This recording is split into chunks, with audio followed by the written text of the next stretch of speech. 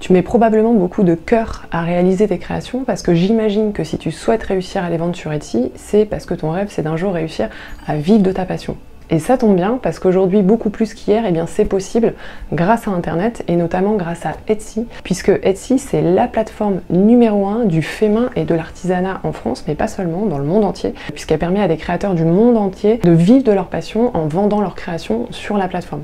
D'ailleurs, le PDG d'Etsy, qui s'appelle Josh Silverman, a annoncé très récemment, le 3 ou 4 juillet dernier, qu'il souhaitait mettre ça plus en avant justement, mettre en avant le travail fait main et artisanal qu'on peut trouver sur la plateforme pour que les clients puissent s'en rendre compte. Et le but en fait c'est de prouver que sur Etsy on trouve des créateurs, des petits créateurs. Et pour mettre ça en lumière, eh bien Etsy diffuse actuellement un spot publicitaire à la télé, donc aux États-Unis et au Royaume-Uni. Et dans ce spot publicitaire justement, il y a un vrai contraste en fait entre le travail industriel fait par des machines et le travail fait par des humains, le travail fait main avec passion. Etsy cherche à renforcer cette image, renforcer le fait que sur la plateforme on va trouver de vrais créateurs. Mais le problème c'est que comme sur toute plateforme qui a du succès, où il y a des millions de gens qui gagnent leur vie, eh bien il y a de la concurrence et notamment de la fausse concurrence puisqu'il y a des revendeurs. Et si j'utilise le mot fausse concurrence, c'est parce qu'en réalité tu devrais pas en avoir peur, puisque si toi tu es un vrai créateur, une vraie créatrice ou un vrai artisan, eh bien tu vas pouvoir prouver que tu fais du travail artisanal et fait main, alors que les revendeurs ne vont pas pouvoir le prouver car par définition eux ils revendent. Sur Etsy, les clients qui viennent acheter leurs produits sont à la recherche justement de travail fait main, de travail artisanal, du travail qui est proposé par des vrais créateurs. La plateforme, elle attire ce genre de clients. D'ailleurs, sur la plateforme, le travail artisanal, il ne se résume pas seulement à faire de la couture ou à créer des bijoux, mais ça peut être aussi proposer des illustrations numériques, par exemple si tu es un illustrateur, parce qu'aujourd'hui, avec l'évolution technologique, il y a des créateurs qui réalisent leurs œuvres sur des tablettes numériques. Il y a aussi des créateurs qui conçoivent des produits digitaux. Avec l'évolution technologique, aujourd'hui, être créateur, c'est aussi proposer du produit numérique. Donc, le gros problème aujourd'hui sur Etsy, c'est qu'il y a de nombreux revendeurs et en fait ces revendeurs, qu'est-ce que c'est? En fait ce sont des boutiques qui achètent leurs produits finis en Chine ou sur des sites bon marché et qui se font passer pour des créateurs alors qu'ils revendent en fait finalement des produits qu'ils achètent et ce sont des produits qu'ils n'ont pas fabriqués par eux-mêmes, auxquels ils n'ont apporté aucune modification et ils se font passer pour des créateurs. De même que pour les produits numériques, par exemple, si toi tu es illustrateur et que tu crées tes produits par toi-même, tu peux aussi te retrouver en concurrence avec des vendeurs qui vont proposer des produits qui sont générés grâce à l'intelligence artificielle. Donc en fait, ils n'ont pas du tout créé leurs illustrations. Donc c'est absolument anormal que si toi, tu fabriques des produits avec amour, avec passion, que tu fais des produits faits main, c'est absolument anormal de te retrouver en concurrence avec justement des revendeurs qui proposent des produits qui, un, ne sont pas de bonne qualité et deux, ne sont pas fabriqués de manière artisanale. Et c'est surtout anormal de devoir aligner tes prix sur ce genre de boutique. Etsy est pourtant clair là-dessus puisque la plateforme en fait, elle se limite aux produits faits main, aux produits vintage et aux fournitures créatives et aussi aux produits numériques. En fait, la revente sur Etsy, elle est uniquement autorisée dans deux catégories. Donc dans la catégorie vintage, parce que par exemple si toi tu vends des objets de brocante, ça va être des objets que tu chines, donc forcément tu vas pas les fabriquer. Et si tu vends des fournitures créatives, et bien ici ce sont des produits finis en fait qui vont permettre aux créateurs de créer leurs produits puisque ce sont des outils. Mais dans la catégorie fait main, il est interdit de revendre des produits sur Etsy. Malheureusement, il y a quand même des revendeurs sur la plateforme et c'est un peu compliqué pour la plateforme de pouvoir les repérer au vu du grand nombre de vendeurs qui sont présents sur Etsy. La solution pour justement te permettre de te démarquer de ces revendeurs, pour montrer que tes produits sont artisanaux et faits main, ça va être de réussir à le faire par toi-même. Et c'est ce qui va te permettre finalement de faire disparaître naturellement cette concurrence qui est anormale et déloyale. Les clients qui viennent chercher du vrai artisanat, du vrai travail fait main sur la plateforme, finalement, quand ils arriveront dans ta boutique, ils se poseront même pas la question. Et surtout, ça va te permettre de vendre tes produits au juste prix, au prix qui valent vraiment, au prix réel de ton travail, sans devoir aligner tes prix sur les prix de ce type de boutique. Et ça tombe bien, puisque c'est exactement ce qu'on va voir dans cette vidéo. Donc je vais te donner un exemple dans la vie réelle qui m'est arrivé personnellement. Moi, il y a 7 ans, j'exposais sur les marchés créateurs. En fait, je proposais mes bijoux sur les marchés. Sur ce marché, malheureusement, je me suis rendu compte qu'il y avait aussi des revendeurs, c'est-à-dire des vendeurs sur les stands à côté des miens qui proposaient des produits qui avaient été achetés sur des sites chinois, qui n'étaient pas du tout faits à la main. J'ai notamment une cliente un jour qui est venue me voir et qui m'a dit « Je comprends pas, en fait, vos produits, sont beaucoup plus chers que sur le stand d'à côté. En fait, cette cliente, elle n'avait pas vu le fait que sur mon stand, on trouvait des produits faits main et pourtant, on ne pouvait pas l'exposer plus clairement puisque moi, je faisais des produits sur mesure, c'est-à-dire qu'en fait, je proposais des bracelets où les personnes pouvaient inscrire un petit mot au choix et je les faisais aussi à la taille du client et pour ce faire, je fabriquais mes produits devant le client. Donc en fait, on ne pouvait pas exposer plus clairement. Les clients pouvaient même venir regarder un petit peu mes techniques de fabrication puisque moi je proposais de l'estampillage. Donc ils pouvaient venir voir directement derrière le stand comment étaient fabriqués leurs produits. Et ça me permettait vraiment de les vendre au juste prix puisque la plupart des clients se rendaient bien compte forcément que le travail était fait à la main puisqu'ils étaient faits devant eux et étaient prêts à mettre un prix beaucoup plus cher pour un vrai produit qui soit unique, personnalisable et fait à la main devant eux. Donc pourquoi je te parle de ça? C'est parce qu'en fait, ce qu'il faut réussir à faire, c'est de faire exactement la même chose finalement dans ta boutique Etsy. Ça va être de prouver que tu es une vraie créatrice, que tu es un vrai artiste, que tu es un vrai artisan et il faut que ça saute aux yeux tout de suite. Et ça tombe bien puisque c'est exactement ce qu'on va voir dans cette vidéo. On va voir les 5 choses que tu peux mettre en place dès aujourd'hui pour prouver que tu es une vraie créatrice ou un vrai créateur. Mais d'abord, si tu ne me connais pas, moi je m'appelle Sandra, je suis créatrice de bijoux et Etsy c'est la plateforme qui me permet de vivre de ma passion depuis maintenant 7 ans. Et ici sur ma chaîne YouTube, je te partage toutes mes astuces et tous mes conseils si toi aussi tu souhaites réussir à être visible et à vendre tes produits sur Etsy. Donc si ce genre de vidéo t'intéresse, n'hésite pas à t'abonner à ma chaîne. On va rentrer tout de suite dans le vif du sujet et l'idée ça va être de mettre en avant tes arguments de vente pour qu'ils sautent aux yeux et ça va forcément passer par ton storytelling de boutique, c'est-à-dire ton histoire de marque, ça va passer par ton branding, c'est-à-dire ton image de marque, et ça va passer aussi directement au niveau de tes fiches produits. On va voir dans cette vidéo comment tu peux renvoyer ces arguments de vente le plus rapidement possible aux visiteurs de ta boutique. Donc la première chose à faire pour te démarquer des revendeurs, ça va être de remplir la partie à propos de ta boutique Etsy. La partie à propos, c'est la partie qui se situe tout en bas de ta boutique. Et je remarque qu'il y a beaucoup de vendeurs Etsy qui négligent de remplir cette partie, pourtant elle a 2 fonctions vraiment très importantes. La première évidemment ça va être de prouver que tu réalises tes produits à la main et la deuxième chose c'est que ça va te permettre de créer une connexion émotionnelle grâce à ton histoire et tes valeurs et ça va te permettre aussi d'humaniser ta boutique. C'est très important dans la vente en ligne. Dans cette partie ici, tu peux ajouter 5 photos et une vidéo et on va voir le type de photos que tu peux ajouter dans cette partie de ta boutique. Donc tu vas pouvoir ajouter une photo de toi en train de créer ou de réaliser tes produits. Par exemple, si tu es couturière, ça peut être une photo de toi en train de passer tes produits dans ta machine à coudre. Si tu vends des produits de poterie, par exemple, ça peut être une photo de toi en train de tourner ton argile sur ton tour. Si tu réalises des produits digitaux, ça peut être aussi une photo de toi en train de concevoir tes produits derrière ton ordinateur. Tu peux aussi ajouter ici une photo de ton atelier avec tes outils. Si jamais tu n'as pas d'atelier à la maison, ça peut être une pièce chez toi où tu vas aimer créer, où on va voir un peu ton univers. Tu peux aussi ajouter par exemple une photo de tes matières, des matières que tu utilises pour créer tes produits. Donc si tu es couturière, ça peut être la variété des tissus avec lesquels tu travailles. Si tu fais du crochet, ça peut être une photo de tes différentes pelotes de laine. Tu peux aussi montrer une photo ou une vidéo de ton processus de fabrication, c'est-à-dire des matières que tu utilises jusqu'à la réalisation de ton produit, ça c'est très intéressant. Tu peux aussi intégrer une vidéo où tu vas parler des matières que tu utilises. Par exemple, si tu es couturière dans le domaine de la création pour bébé, comme il y en a pas mal sur Etsy, tu peux très bien dire que toi tu utilises du tissu Ecotex, que c'est un tissu justement qui contient pas de matières nocives pour la peau, etc. Si tu fais des bijoux, ça peut être de dire que tu choisis tes matières avec soin, que tu utilises de l'acier qui est non allergène. L'idée ici, ça va être de dire que tu sélectionnes toutes tes matières avec soin, dans une certaine éthique, etc.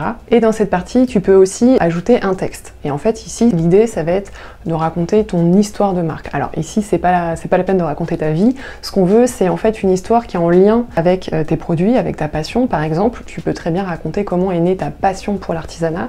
Moi, il n'y a pas longtemps, j'ai accompagné une créatrice qui fabrique des sacs de transport pour animaux en tissu. Et en fait, elle a créé sa marque, elle est devenue artisane parce que son grand-père était déjà artisan et donc elle a créé sa marque pour lui rendre hommage. Tu peux aussi raconter ton parcours, comment est née ta marque. Par exemple, ça peut être au cours d'une rencontre ou au cours d'un voyage. Par exemple, tu as voyagé au Maroc, tu as découvert l'artisanat et tu as décidé de devenir créatrice de bijoux. Tu peux également parler de tes processus de fabrication. C'est une autre créatrice que j'ai accompagnée qui s'appelle Alice et qui fait des poteries en raku. Et en fait, elle raconte pourquoi elle aime cette technique de cuisson ancestrale parce qu'elle adore le Japon et que c'est une culture qui lui parle beaucoup. Donc ça aussi, tu peux le raconter dans cette partie-là. Ça va permettre en fait de créer aussi une connexion émotionnelle avec les personnes qui vont te lire, et ça c'est très important. Le storytelling dans la vente en ligne, c'est vraiment très important, et je t'encourage ici dans cette partie à mettre une photo de toi parce que ça va permettre d'humaniser ta boutique. On est dans la vente en ligne, on est derrière un écran, donc de savoir qu'il y a un humain derrière la boutique qui fabrique nos produits et qui gère la boutique, c'est très très important. Faire apparaître une photo de toi, alors après t'es pas obligé de te montrer de face si t'en as pas envie, mais si on te voit toi en train de fabriquer tes produits, bah, ça va nous permettre de voir voilà, qu'il y a une artisane ou un artisan derrière, et en plus de ça qu'il y a vraiment un humain derrière la boutique. Cette partie à propos, elle a vraiment une double fonction. La première, ça va être de prouver l'aspect artisanal de tes produits, mais ça va aussi, grâce à ton storytelling, c'est-à-dire ton histoire de marque, ça va permettre de créer une vraie connexion émotionnelle avec les visiteurs de ta boutique. Les gens achètent avant tout avec leurs émotions, donc tu as tout intérêt à remplir et à soigner cette partie à propos de ta boutique.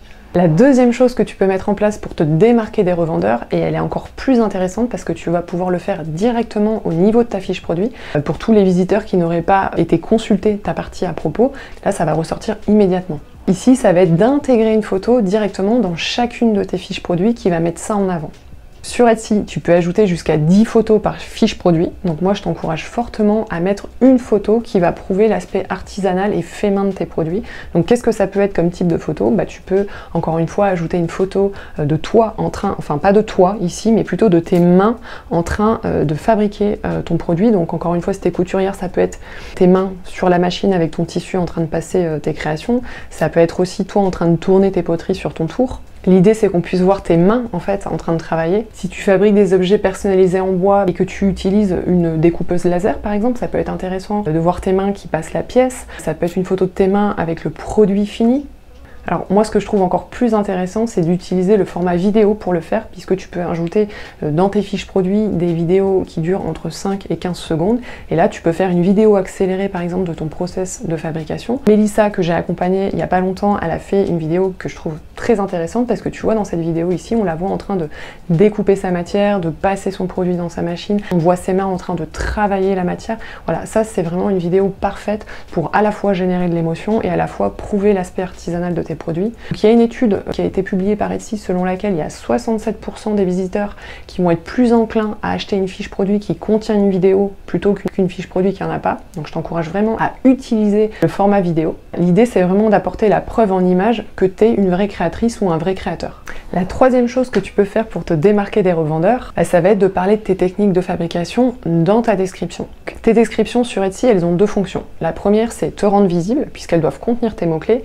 Et la deuxième, eh bien, c'est de réussir à vendre ton produit aux visiteurs qui vont consulter ta fiche produit. Moi, je te conseille d'intégrer dans tes descriptions un petit paragraphe qui va raconter de manière détaillée tes process de fabrication, quelle matière tu utilises, le temps nécessaire à la réalisation de tes produits. En fait, une description qui va être personnalisée, ça va permettre aussi d'appuyer et de mettre en avant le soin que tu accordes à la fabrication de tes produits. D'ailleurs, si tu as un petit peu le syndrome de la page blanche, si t'es pas à l'aise avec l'écriture, j'ai créé une super structure qui va te permettre, en fait, c'est une trame qui va te permettre de rédiger des bonnes descriptions. Tu n'auras plus qu'à suivre la trame, ça te permettra de rien oublier, de mettre tous les éléments indispensables à ta description, à la fois pour ta visibilité mais aussi pour mettre en avant, et tu verras dans cette super structure qu'il y a des exemples de ce que tu peux mettre dans tes matériaux utilisés ou dans tes techniques de fabrication, et ça te permettra de rien oublier et de rédiger des bonnes descriptions pour toutes tes fiches produits sur Etsy. Donc tu peux la télécharger gratuitement, je te la mets, c'est le premier lien que tu trouves ici dans la description de cette vidéo, donc n'hésite pas, elle est 100% gratuite. Et en fin de description, tu peux aussi intégrer un petit paragraphe storytelling où là, par exemple, tu vas dire je réalise tous mes produits à la main, dans mon atelier, je réalise tous mes produits avec amour, etc., etc. Ça va permettre encore une fois de mettre en avant l'aspect artisanal de tes produits. La quatrième chose que tu peux faire pour te démarquer des revendeurs sur Etsy, ça va être de soigner ton branding de marque. Alors ton branding, c'est quoi? C'est ton logo et ta bannière. Mais surtout ta bannière. Puisqu'en fait, ta bannière, c'est ce qui apparaît tout en haut de ta boutique Etsy, et c'est finalement ce que les visiteurs voient tout de suite en arrivant dans ta boutique. Donc ça va être intéressant d'y intégrer des mots comme fait main, création artisanale, matériaux naturels, handmade. L'idée, c'est de faire ressortir immédiatement tes arguments de vente. Moi, je vais te montrer des bannières que j'ai trouvées sur Etsy et que je trouve très intéressantes. Tu vois ici par exemple sur cette bannière, la créatrice elle a mis une photo toute simple des produits qu'elle propose et elle a mis une phrase Handmade Happy Ceramics. Ici voilà, avec les mots, on comprend qu'on est dans une boutique artisanale puisque c'est fait à la main et on voit les produits en arrière-plan, donc ça c'est intéressant. Une deuxième bannière que je trouve intéressante, c'est celle-ci. Tu vois ici il n'y a pas de mots, mais c'est tout simplement une photo de la créatrice en train de faire sécher ses créations à l'extérieur. Donc ici, il n'y a même pas besoin de mots puisque l'image parle d'elle-même. Donc ça c'est aussi des idées de bannières que tu peux intégrer. J'en profite aussi pour te montrer quelque chose à ne pas faire, parce que tu vois cette bannière ici, elle est intéressante. Ici l'image, elle est très jolie, mais par exemple ici, cette vendeuse, elle a mis dans le titre de sa boutique, elle a mis petits accessoires cousu avec amour pour les créatives. Donc tu vois ici c'est une idée de phrase qu'elle aurait pu directement intégrer sur sa bannière. Malheureusement elle l'a mis dans son titre alors qu'en fait la fonction du titre c'est de te rendre visible sur Etsy. Donc en fait ton titre doit contenir tes mots-clés. Le titre il n'est pas là pour faire joli sur Etsy, il a vraiment pour but de te référencer à l'extérieur de la plateforme sur Google. Donc voilà, ici ça aurait été un slogan qui aurait été intéressant à mettre sur la bannière et dans ton titre moi je t'invite à vraiment mettre des mots-clés. Dans une bannière, tu peux aussi intégrer un slogan comme par exemple « Je couds pour ma planète ». Ici, dans une phrase comme « Je couds pour ma planète », déjà c'est « Je couds », donc on comprend qu'on a affaire à une petite créatrice. Et en plus de ça, ça met en avant le fait que tu vas utiliser par exemple des matières éco-responsables, du tissu réutilisable, et ça va montrer que voilà, t'es pas du tout dans une logique industrielle de production en masse, etc. etc. Donc voilà, c'est aussi des idées de slogans intéressants à mettre sur la bannière et de le faire de manière subtile. En fait, avec ta bannière et ton logo, tu dois réussir à renvoyer une image forte, une image visuelle forte, avec des couleurs ou par exemple avec une typographie en particulier. L'idée, c'est de montrer ta personnalité à travers ton image de marque. Donc je sais que c'est pas forcément évident à faire, mais justement, je vais te montrer des exemples de ce que peut être un branding de marque d'un revendeur et ce que peut être un branding de marque d'une vraie créatrice et comment tu vas voir en fait la différence entre ces deux bannières. Tu vois par exemple ici sur cette bannière, on pourrait être chez un revendeur. Pourquoi? C'est un assemblage de photos des produits qui sont proposés dans la boutique, mais tu vois ici, il n'y a pas vraiment de personnalité. Il n'y a pas de texte, on ne comprend pas finalement si on est chez un artisan ou pas, puisqu'on voit simplement des produits. C'est une bannière qui est assez fade, qui est plutôt générique, il n'y a pas de personnalité. Moi j'ai créé des bannières avec une designeuse professionnelle qui s'appelle Marion et tu vas voir pourquoi ce type de bannière est intéressant. Tu vois ici, dans ce branding de marque qui pourrait être la branding d'une créatrice, on voit que par exemple il y a une machine à coudre, il y a un petit slogan le temps file, voilà un petit jeu de mots avec le fil parce qu'on est chez une couturière. On voit qu'il y a du tissu Liberty par exemple si c'est une créatrice qui travaille avec ce genre de tissu. Dans son logo ici on voit qu'il y a un petit lapin parce que si par exemple elle conçoit des produits pour les enfants, pour les bébés, bah tu vois c'est dans l'univers, il y a des codes couleurs, donc le bleu, le rose qui sont repris, on voit qu'il y a une personnalité ici. Et donc là, il n'y a pas de doute, on est chez une créatrice. Tu vois, ici, c'est aussi une bonne bannière, par exemple, on est chez une créatrice de bijoux, bah voilà, on a sur la bannière création de bijoux fait main, j'en pince, j'accroche, je fonds, bah ça c'est un jeu de mots qui fait appel aux techniques de fabrication, artisanat français, ici sur la bannière on voit une petite pince qui reprend le nom de la marque, etc. Voilà, on est dans les mêmes codes couleurs, et sur la bannière et sur le logo. En fait, ici, tu vois la différence avec la bannière d'un revendeur, bah la bannière du revendeur, elle va être très générique, elle va être fade, il n'y a pas de couleur, il n'y a pas d'identité visuelle qui ressort, à la différence d'une bannière qui va être réalisée par une créatrice où on voit voilà, qu'il y a de la personnalité, il y a un visuel, il y a une cohérence dans les couleurs, etc. Alors après, tu peux t'amuser et créer un petit peu ce que tu veux, mais tu auras compris l'idée. Alors tu peux le faire très facilement sur Canva. Canva, c'est un outil gratuit, peut-être que tu le connais déjà, qui va te permettre de créer des designs très facilement. Et le gros avantage de Canva, c'est que tu vas pouvoir trouver des bannières de boutique au bon format. Parce que la bannière que tu dois amener sur ta boutique Etsy, ta bannière et ton logo, c'est des formats bien précis. Tu vas trouver des modèles sur Canva et ça va te permettre soit de partir d'un modèle qui est déjà existant et tu n'auras plus qu'à remplir tes photos, ton slogan, ton nom de marque, etc. Ou soit tu vas repartir de zéro mais tu seras dans les bons formats. Je te mets aussi en description de cette vidéo le lien Canva si jamais tu souhaites aller travailler ta bannière dessus. Et enfin, si tu es perfectionniste et que tu veux vraiment soigner tous les aspects de ta boutique, eh bien la 5e chose à faire pour te démarquer des revendeurs, ça va être de bien peaufiner ton annonce de boutique. Alors ton annonce de boutique, c'est aussi une partie que les visiteurs vont voir tout de suite en arrivant dans ta boutique. Et donc ici, l'idée, ça va être de mettre 3, 4 ou 5 phrases maximum, très courtes et plutôt impactantes, où justement tu vas faire ressortir tes arguments de vente. Donc par exemple, une bonne annonce de boutique, ça pourrait être ça. Une expédition ultra rapide, gratuite et soignée, on a les arguments de vente, on a un petit drapeau français, une fabrication 100% à la main dans mon atelier en France, bienvenue dans ma boutique, n'hésitez pas à m'écrire, je suis toujours ravie de vous aider. Tu vois ici on a 3 phrases impactantes, on a les arguments de vente et ressort l'aspect fait main et artisanal des produits de la créatrice. Alors sache aussi que le fait de proposer des produits personnalisés, eh bien c'est un fort indicateur qu'il s'agit d'un produit artisanal puisque ça va prouver qu'ils sont faits sur mesure pour le client. Et donc la 6e chose que tu peux mettre en place pour te démarquer des revendeurs, bah, ça va être de proposer des produits personnalisés. Sur Etsy, c'est une vraie force de proposer des produits personnalisés puisqu'il y a beaucoup de gens qui sont à la recherche de cadeaux et notamment de cadeaux personnalisés. Et il faut savoir que le mot-clé personnalisé, c'est un mot-clé qui est très recherché, qui est très tapé sur la plateforme. Donc ça a un double avantage en fait, c'est que ça va te permettre d'être plus visible et ça va te permettre aussi de prouver l'aspect artisanal de tes produits. Donc la personnalisation d'un produit, ça peut être le fait de proposer une gravure par exemple sur un bijou, sur une médaille, ça peut être de proposer une broderie avec un prénom sur un tissu. Ça peut aussi également être proposer une déclinaison de couleurs ou de matière. Par exemple, si tu fais des pochons en tissu, bah, tu peux très bien proposer une couleur lin, une couleur beige, une couleur orange. Ça peut être aussi des variations de matière, par exemple du velours ou alors du tissu Liberty ou alors du lin. Voilà, tu peux proposer dans des menus déroulants un choix couleur, un choix de taille également. Si tu fais des bijoux, bah, ça peut être la longueur du collier, ça peut être la longueur du bracelet. Ici, ça va venir tout simplement prouver que tu réalises tes produits sur mesure et donc que c'est du travail artisanal. Et ça, eh bien, il te suffit d'intégrer des menus déroulants dans tes fiches. Si aujourd'hui tu proposes pas encore de produits personnalisés ou personnalisables, eh bien je te conseille d'ajouter des fiches. Si tu es dans la couture, eh bien tu vas intégrer des variations de couleurs et tu vas intégrer un menu déroulant dans tes fiches. On va pouvoir choisir la matière et évidemment si tu proposes des gravures, tu vas ajouter un espace ajouter une personnalisation où la personne elle va pouvoir directement entrer soit la broderie ou soit le texte qu'elle souhaite pour personnaliser son produit. Le double avantage, tu l'auras compris, c'est qu'en plus de ça, ça va te permettre d'ajouter des mots-clés comme cadeau personnalisé ou pochon personnalisé. Ce sont des mots qui sont très recherchés sur Etsy, donc ça va te permettre de maximiser ta visibilité. Ça, c'est toutes les petites choses que tu peux mettre en place dans ta boutique dès aujourd'hui pour prouver que tu n'es pas un revendeur et que tu es un vrai artisan ou une vraie artisane.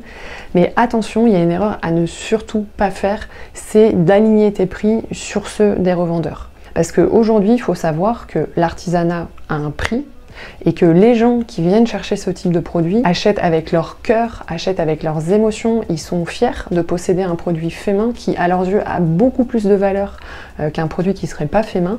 Donc les gens sont prêts à mettre le prix. Ça va te permettre, en prouvant tout ça, d'avoir une plus grande liberté dans la fixation de tes prix, de fixer vraiment tes produits au prix que ça vaut. Et ça, évidemment, eh bien, tu dois le prouver dans ta boutique. Il faut vraiment que ça ressorte. C'est tout pour aujourd'hui. J'espère que cette vidéo, elle t'a plu et qu'elle t'a appris des choses. N'hésite pas à me le dire en commentaire et n'hésite pas non plus à me poser des questions parce que je prends le temps de répondre à toutes vos questions. Et moi, je te dis à bientôt dans une prochaine vidéo.